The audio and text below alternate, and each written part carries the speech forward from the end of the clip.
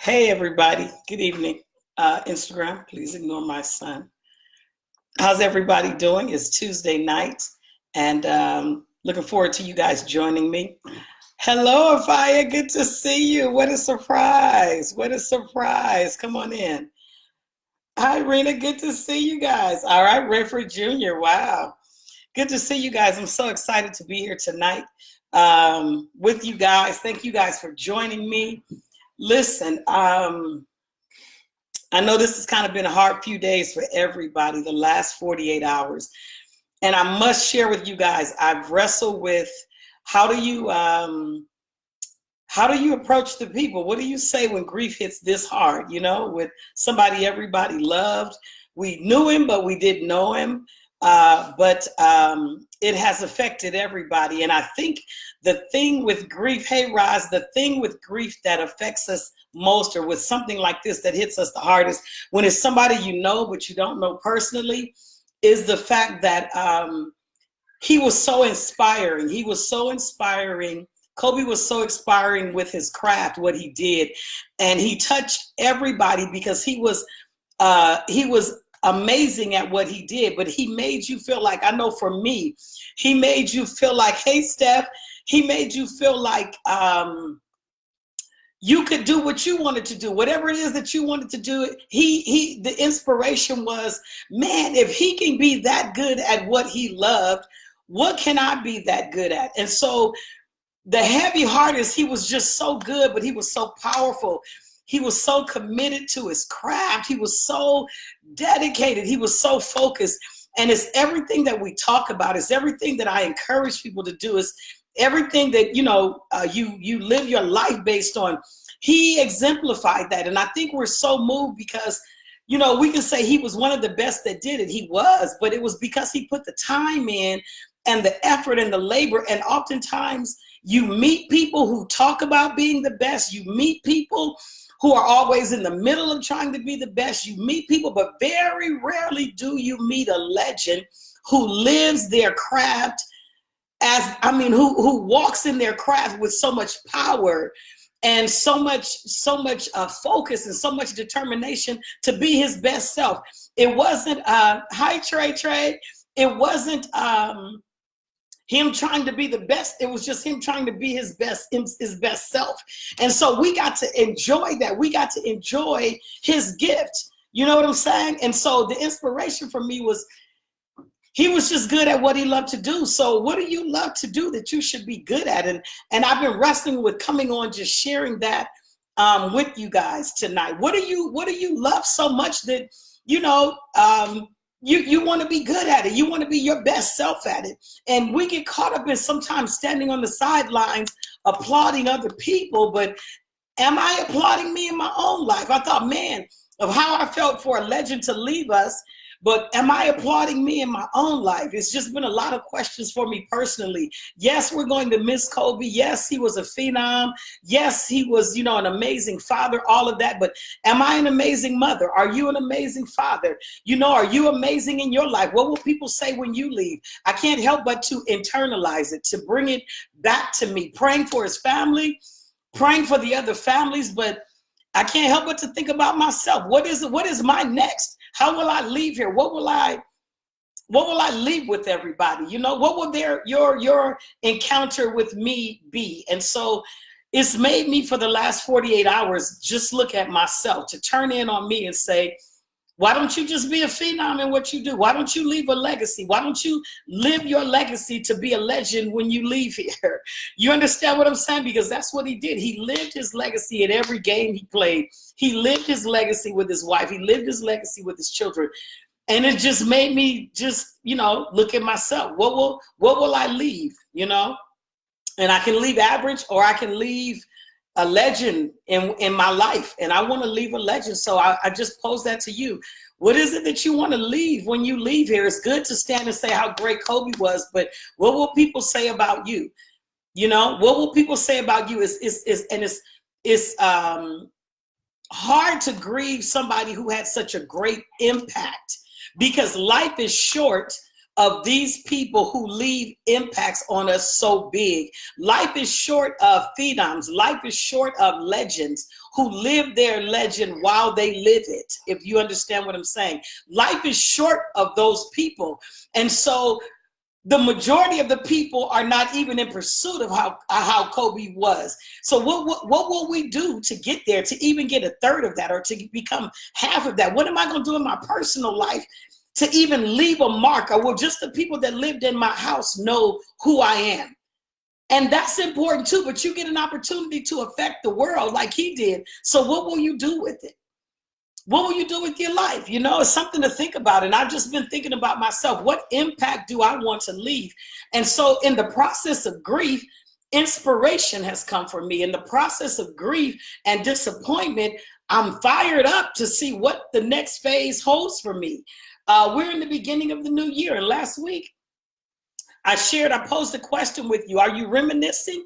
Or are you reflecting? Are you stuck behind you and hoping and wishing that times were better behind you? Or are you reflecting on times that didn't, you know, they broke you, but they didn't kill you, you know, and you're advancing forward? Are you stuck with what's behind you, and everything behind you was your best life? It's just something to think about. I don't want my best life to be yesterday. So last week, I'm going to go over this, but I'm going to put a little bit on the end of it. Last week, I asked you the question, are you reminiscing or are you reflecting? And so we talked about the power of looking back. And I said last week that reminiscing is looking back for an emotional connection. I'm looking back to remember, but I'm looking back to stir those feelings of how I felt before. I want to connect emotionally because I'm feeling bad. And I shared with you, that's why grief is so big, because we look back because we remember, you know, losing a loved one, but grief waits for us to bring grief to the forefront. And so we carry grief, but then grief is darkness and grief consumes you. And so here I am still grieving and mourning. And I'm not saying it's a time frame to do it, but I'm saying be mindful. Rather than looking back to reminisce, look back to reflect on what the person was to you. Look back to reflect on who the impact that person had on your life. Look back to reflect for the purpose of asking yourself, what would they want me to do in this life today? Would they want me to sit and grieve and miss them? Or would they want me to reflect back and look at the good times we had and live my life forward? So I posed a question to my son today. I said, you know, Shani, if I left tonight, if I left here tonight, if I left here tomorrow, you know, what would the process be for you guys? And he said, Mom, we wouldn't sit there long. You wouldn't want us to sit there long. He said, we would think, you know, we're going to miss you in the house. You're going to miss the person. You're going to miss their life. You're going to miss them leaving their keys on the counter right there. You're going to miss the natural things. But I said, what would life be for you? And he said, Mom, I would just sit at your desk. This is what he told me. He said, I would sit at your desk and I would go over your board of all your stuff on your board for your business that you do. I would just sit at your desk and I would take in your board. He said, and then I would pick up your book. I would go back over your videos. He said, and then we would go. We would go. That's what you would want us to do. You would want us to go. You wouldn't want us to be sitting here saying, Mom, we miss you. Mom, we miss you. Mom, we miss you. We miss our mother. We miss our mother. And that's what living your legacy is. Living your legacy is. You don't leave a legacy. You live a legacy. And in the event that life takes you out, in an instant, did I leave enough? Did I leave enough in my family? Did I leave enough in my children? So when they reflect back over me, when they go back over all the pictures and they go back over all the memories, will they reminisce and get stuck and their life stops because their mother died? Or will they reflect back on the power that whatever their mother was to them, will they reflect back on what I lived, how I lived my life, the way that I taught, and then go forward and take the world? So you got to be mindful of that, because reminiscing will get you caught up emotionally and it will shut your life down. I shared with you past, present, and future. There are only three tenses to living. You either live in the past, you either live in the present, or you either live in your future, or you're headed to your future. But you can't bring the past to the present because the past only knows how to be the past. The past will shut your present down. So listen to me. That's why it's important. Let all that stuff go behind you. People that hurt you and people that disappointed you. You need to let it go because forgiveness only kills you. Forgiveness only hurts you. When you can't forgive people, it's not about them. It's about you. Because what you've done is you picked up forgiveness and you're carrying it through your life.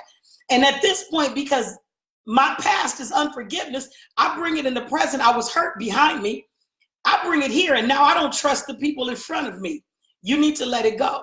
Because the only person that you rob of your present and of your future is you when you cannot forgive. Now, what it does mean also is I don't have to let you back into my space. I love you. I love you, but I don't have to let you back in to repeat, especially if your behavior has not changed. But when I look back, I don't look back to get caught. I don't look back to get stuck emotionally. I'm not carrying a grudge because I don't have time for it. Because what I'm pressing toward is bigger. What's in front of me, my destiny, my promises, come on here, it's bigger than where I am. It's bigger than any situation that will occur in my life right now. Where I have to go is bigger than where I am, and is most definitely bigger than where I've been. Am I making sense? So are you reminiscing on some old stuff and holding grudges and judging people and still trying to be right? Or are you reflecting on where you've been to grow from that to the next thing?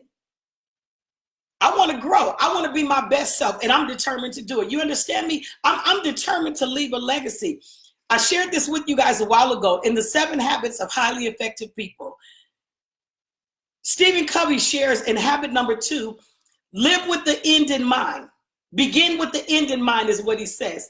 And he says, you get up, you're going to this funeral, but you get to this funeral and the person in the box is you.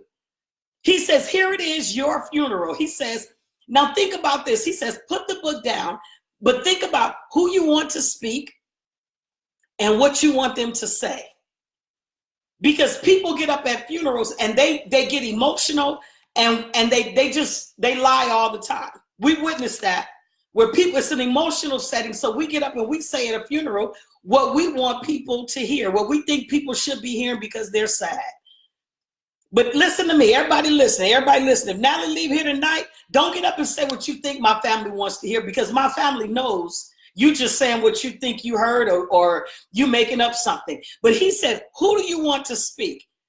And I would want my husband to speak, and I would want my children to speak, the people that know me best. And I would want people to speak and speak for me that have gone back 15 years. I don't want newcomers who are like still in awe of who Natalie is. I want you to know me. I want you to know my life. I want you to know my motive. I want you to know my character. I want you to know my reason why. I want you to know, even if I said something that you didn't like, you know the motive behind it was from my heart, or the motive behind it is what God said for you. He said, who do you want to talk? Think about this. If it's your funeral, who would you want to get up and speak of your legacy? He said, now put the book down and go write what you want them to say. And I sat, and it took me 2 weeks, you guys, to write what I wanted each child to say, because I love my children, but I have a different relationship with each child, just like you do with your parents and your children. Different relationships, same mother, same siblings, and then my husband. And when I wrote everything out, and when you pick the book back up, he says, now go live what you want them to say. And it shifted my life. It shifted the way I think. It shifted my mindset. It shifted everything. It just shifted my life. Go live what you want them to say about you. Go live what you want them to say about you. Because we just assume everybody's going to get up and they're going to say something good. So when they do reflect back on my life, they're going to look back and they're going to go, man, what will they say about you? And sometimes we're looking back because I'm feeling sad today, and I need to remember so I can cry and I can get it out. No. Remember, I told you last week the 2 stories about looking back. One was Lot's wife, a man named Lot. God told them to leave, go to another city, set the city on fire because sin was in the city. grabs his wife's hand. They go to leave the city, and she looked back. She turned to a pillar of salt. Why? Because the command was to leave where you are to go forward. How many of you are looking back and you've turned into something? That's how I ended last week. But catch this. People will tell you they love you. People will tell you they got you. People will tell you they're for you. But when you start making changes, come on here, contrary to their personal lives, they will leave you right where you are. You understand what I'm saying? I love you, but if you have no determination to be greater in your life, I don't waste my time anymore. If you don't have any will to make your life better and you don't have any desire to grow forward in your life, I'm not going to waste my time anymore. I'm going to do the ministry as God would have me to, but if you have no determination to get up, to find out what your gifts are, to find out what your purpose is, or you want to justify why you are weak in your life when each of us get a fresh 24 hours every day, listen, I'm going to leave you right where you are. That was his wife.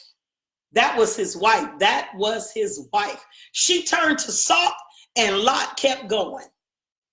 He wasn't standing over her crying, hoping and wishing that God would give her back. He knew God commanded them. She desired, and I told you, she looked back because she was connected to something back there. She looked back because she was accepted behind her. She looked back because she wanted to return. But when you look back for all three of those reasons, you become stagnant. And some of us are constantly looking back to what used to be, that you are making no productivity. You have no productivity in your life in the present. And most of us, I talk to a lot of people. We don't have a plan for what our life should be in front of us because I'm so busy trying to be what I used to be. I was at the car wash one morning. Lady walks in, she's in her late 60s, but she got these 4-inch heels on. She has on some leather pants. She got this red wig down her back and this big old hobo-like bag. And she just creeping, like just barely walk. I said, lady, looking at her, I'm saying to myself, I ain't putting on 4-inch heels. Not today, just, I want to be comfortable. I'm going to be cute and comfortable. But you trying to revive something from back in the day, and because you can't acknowledge that you getting older. You need to accept where you are, find what you need to be wearing today, because that don't look good on you. How many of us are reaching back to old relationships? Come on here. That don't fit us anymore. I'm not serving anybody that can't serve me for where I have to go. Somebody gonna get that later. And let me tell you why we serve people from where we used to be. Because most people don't have a plan to go anywhere. So we keep reaching back for those same old people that keep us comfortable. See, when you got a plan, you know you got purpose. You know you have some gifts. You know you got talent. You know God put something in your spirit. You know it's something that you're supposed to be doing. You know it's something in you bigger than what you could even imagine. You sit down and you write out a plan according to what God gives you, and you take off, and you don't care who you leave behind you to go get what God says is for you. I'm not carrying dead weight. If you don't want to go, stay where you are. But what I'm not going to do is wrestle you to get you to your purpose. I'm not going to fight you to help you walk to your destiny. I'm not going to fight you to help your life to be better. You got to want this. Are you reminiscing or are you reflecting? She turned to salt because she was connected behind her. She was sure of the connection behind her. And God says, you're so sure of the connections behind you that you keep looking back, longing for them. Why don't you trust me for the connections that are in front of you that might take you to your next level? See, everybody desires to be like Oprah. Everybody desires to be a Steve Harvey. Everybody desires to be, but everybody want to stay connected. Don't you know to get where they are, they had to leave somewhere? Y'all know the movie Tina Turner says she was from Nutbush, Tennessee. And in order for her to become Tina Turner on the stage, she had to leave Nutbush, Tennessee. Oprah Winfrey, she left Mississippi. They'll tell you, I had to leave where I was to get where I needed to go. And you can't get there by looking back. You can't get there by holding on. You can't get there by talking about the people you love behind you. If the people you love you, they're going to push you forward or they're going to walk with you. But if you don't have the heart, if you don't have the mindset, if you're not ready, you got all these excuses. I'm out. Listen, because God is too big. That's my greatest motivation. God is too big. Listen, when I walk out of my front door and I look at these mountains, if he can create a mountain to just sit there every day, this is my thought process. Listen to me. If he can create a mountain to just sit there every day, to catch the rain when it rains, to just let the sun rest on the mountain peaks, when the snow comes down, they catch the snow, they just sit there. If he can create a mountain to just sit there to behold his glory, what did he create me for? Listen, that's my thought process. When I go walking in my neighborhood, I'm like, if he created these mountains to just sit here and behold his glory, what did he create me for? What did he put me here for? They don't talk. They don't wave at you. They don't sing. They don't dance. They don't do anything. They just sit there as mountains and they catch the sunshine and they catch the rain and they catch the snow. What did he create me for? What can I catch? What can I behold? What can I show? What can I do to show forth his glory? And that gets me excited. So I don't care who doesn't understand. I don't care who can't go with me. I don't care who doesn't like me. I don't care what they think I'm not qualified for. The mountains are my example, not you. And some of us are reminiscing. We keep looking back and it's turning us into something. See, because you're not willing, you don't have a will, you don't have a purpose, you don't have a desire, you lack faith. And because you lack those things, you look back. But when you come back forward and you don't have what you used to have in your present, we become bitter. What are you turning into as a result? That you're so frustrated with life right now that you've turned into something. Some people say, I build a wall because I've been hurt so bad. I built a wall up and nobody can come in. But what I say to people when they build walls, if nobody can come in, think a little bit. How you gonna get out?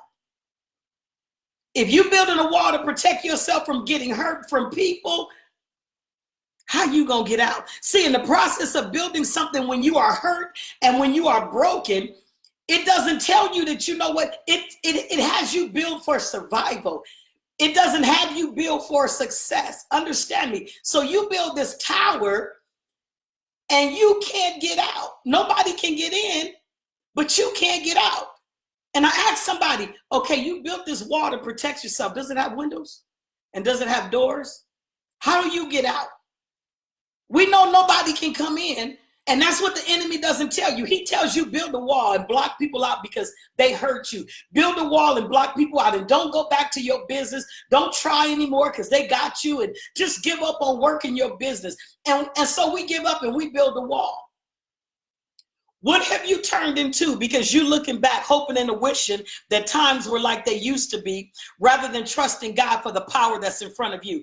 Listen, there's nothing behind you stronger than where you are or where you have to go. You better stay open to the possibilities. God has great possibilities for you. And I don't know who I'm talking to tonight. Listen to me. There's a new venture in the front of somebody. You're getting ready to move in this business. And God is saying, if you stay forward through the ridicule, through people not understanding, through people not liking you, labeling you as something, if you stay focused on what is coming for you, he says, I'm going to walk some people to you. Somebody better hear me tonight. You better just stay walking forward, because God says, I'm about to walk some people to you. Y'all better listen to me tonight. Stop turning your head to go back to what used to be. Ain't nothing in your old neighborhood. It's nothing there with your old friends. Oh, come on. Somebody needs to grab this tonight. Somebody needs to grab this tonight. There's nothing behind you. She turned to salt, and Lot said, I'm leaving her right here because God gave the promise to both of us. You ever started with somebody and they lost faith and you had to step away from them? You ever started with somebody and we start believing together and yada, yada, yada, yada, but they look back and you had to leave them there? Because some of us have turned this into some things. Some of us have gotten away from believing God to becoming religious. We're just going through the motions. We're just marking time. We just go to church and praise and sing some songs and we go home and our lives are not better. There is no evidence that the God who created the mountains is your God. I need there to be evidence in my life that the God that I serve is the same God that created the mountains, because my life looks like a mountain. Oh, come on, somebody. And some of us have turned into religious people. I go to church and I'm saved, and that's all you got. That's all you got. That's all you have. Some of us have become religious. Some of us have become broken. Some of us have become bitter. Some of us have become sad. Some of us have become depressed. And we don't even know that we are. We don't even know that we're there. What have you turned into because you've been looking back? But then there's another story of a man who looked back. 10 lepers, I told you last week. All the lepers meet Jesus. Jesus heals all the lepers. They had leprosy and they were put outside the city, I told you last week. He healed all of them. And one man went back, and he went back to tell Jesus, thank you. He looked back and then he went back. See, you got to know what you're looking back for, because reminiscing is looking back because I'm emotionally connected. Reflecting is looking back because it was something different. I'm going to get some power because I got to go forward to do something. That man went back to Jesus. He said, I'm looking back because if that man can take leprosy from all of us, what else can he do for me? We can end right there, y'all. We can end right there. If that man can heal me from leprosy and put me back in connection with my family, what else can he do? So he looked back and he went to Jesus. And Jesus said to him, not only have you been healed, but your faith has made you whole. And I told you last week, it's a difference between being healed and being whole. It's a difference. Healing is touching your body and whatever ails you is gone. Making you whole is touching your children, touching your family, touching your money, touching your job, giving you favor in your business, blessing your creativity, taking your gift and putting you before great men. It's teaching you how to do your talent better. When he makes you whole, he does all of your life. And some of us are saying, God, can you heal me? God, can you heal me? I told you with my daughter, God has not healed my daughter, but ask me if my daughter is whole. He says, I want to touch your whole life. If you're looking back, he says, because you think it's better behind you, I need you to look back to the day that you met me and ask me, what else do I have in store for you? He says, I got so much more in store for you. I have so much more in store for you. I have so much more in store for you. Stop talking about if I woulda, shoulda, coulda, and get you some I ams and some I cans and some I wills. Put some determination in front of you. Listen, we're sitting and the world is going to grieve Kobe for a long time. But let me ask you this. What are you going to do as an inspiration? When will you take your grief and make your grief your inspiration?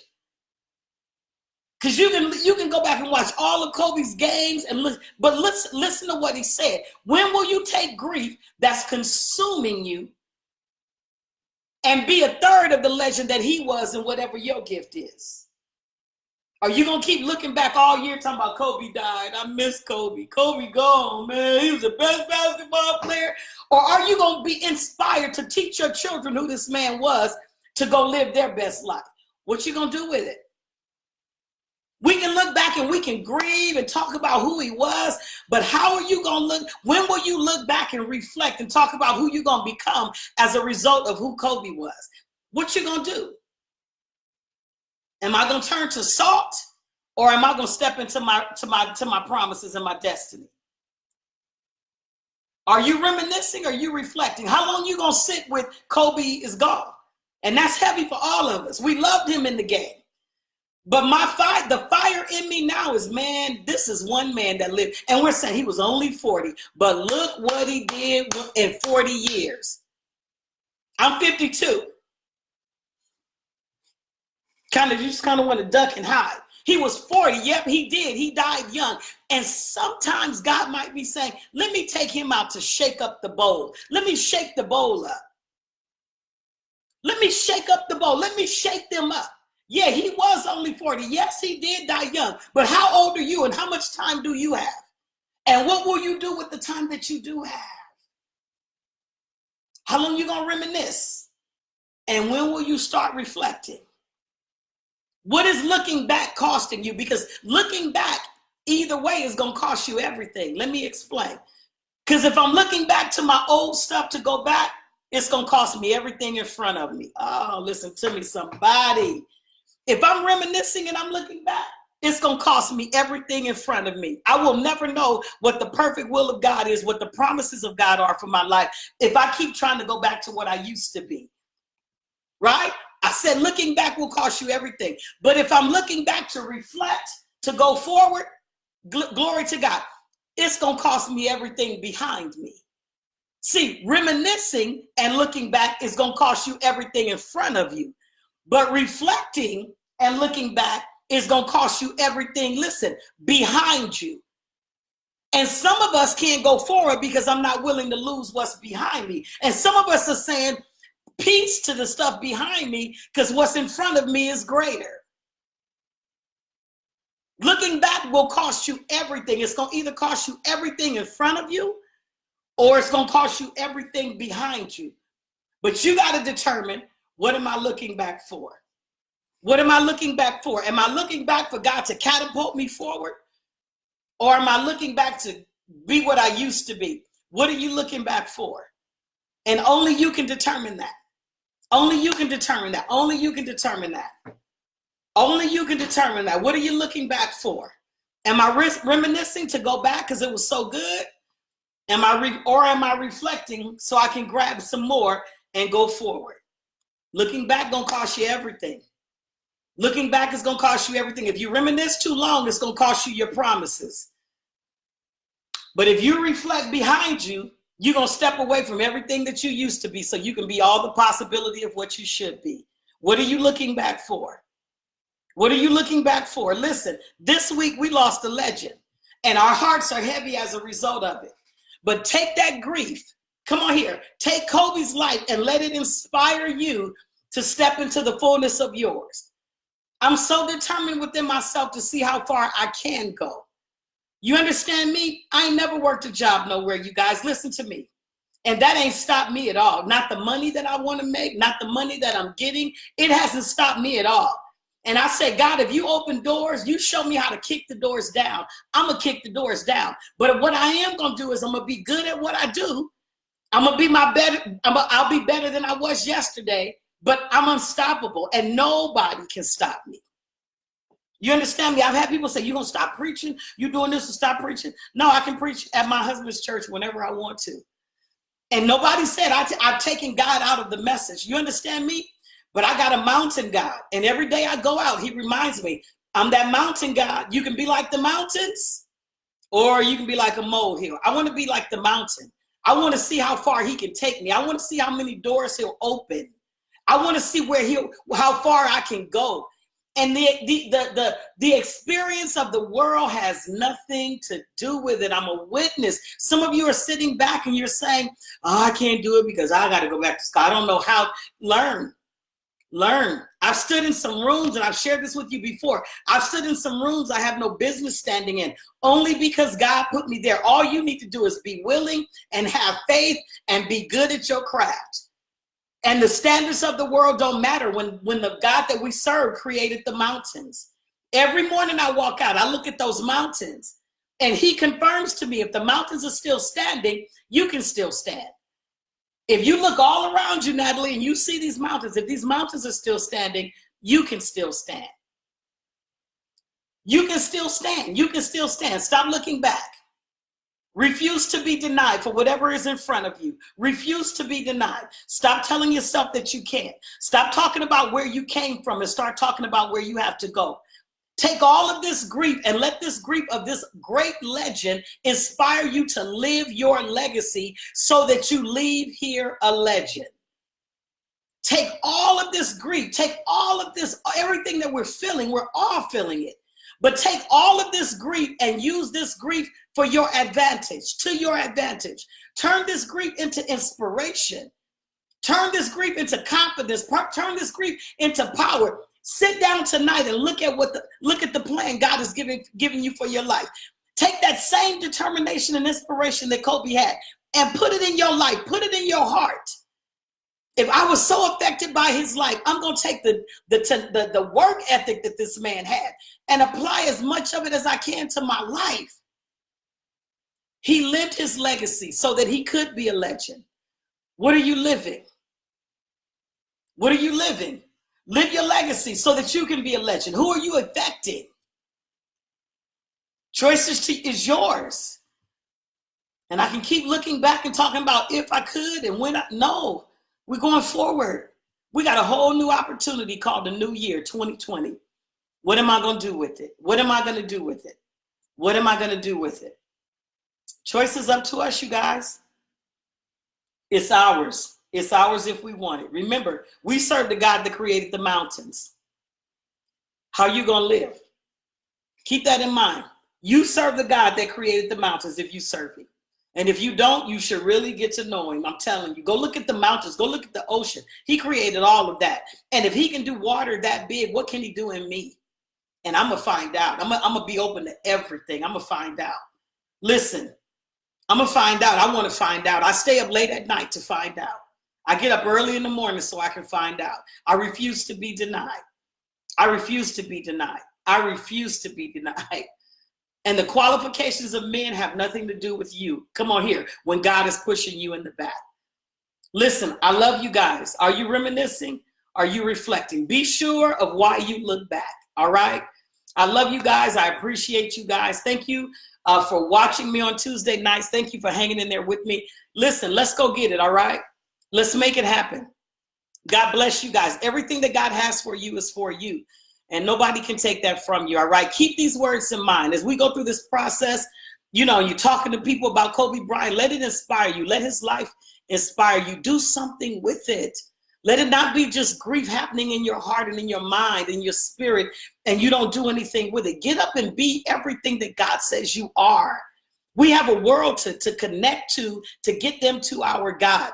Get up and do something with it. I dare you. I dare you. I dare you. You know, when we were kids, we would say, knock this off my shoulder. This is your purpose. I dare you to knock it off. This is your purpose. And we walk around in a circle. I dare you. I dare you to come get your purpose. I dare you to come get it. God is the mountain. Huh? What will you do with it? I love you guys. God bless you. I know we went over a little bit. Appreciate you guys being here tonight. And I'll talk to you next Tuesday. Have a good night. Bye.